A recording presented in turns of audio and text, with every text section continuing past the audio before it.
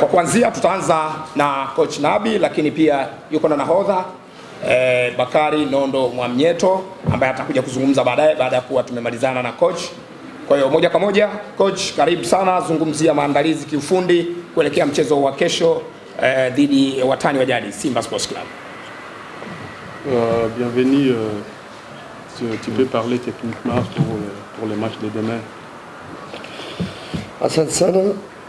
First, je voudrais souhaiter le bienvenue au coach Zoran en Tanzanie.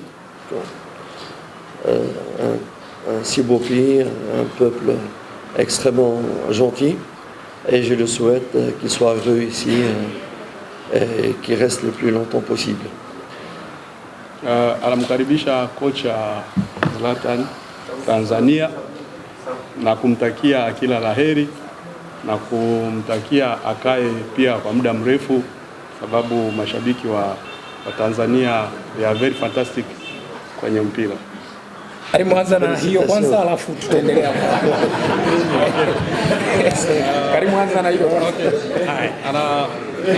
Anauliza kama mechi iliyopita sikia Mwananchi, Jesus Moloko na Kambole hawakuwepo, kuna tatizo yoyote ambayo iliopo? So mechi ya kesho Jesus Moloko na Kambole watakuwepo?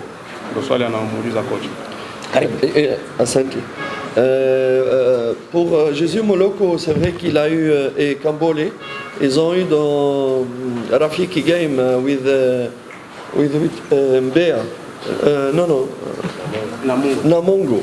Rafiki game, tough game is not Rafiki game. With Namungo, no Rafiki game. And two players, Moloko and Lazarus, ils ont eu des blessures. Donc, ils ont eu des blessures. Moloko s'est rétabli, mais par contre, pas encore Lazarus. Donc, Lazarus ne serait pas normalement dans l'équipe. Par contre, Moloko, il serait dans l'équipe pour demain. Jesus Moloko na Darius Kambole walipata majeraha kwenye mechi ya kirafiki na Namungo, ndio sababu ya kutokuwepo. Lakini mechi ya kesho Jesus Moloko anaweza atakuwepo, ila Kambole kwa mechi ya kesho hatakuwepo. Asante. Swali la pili.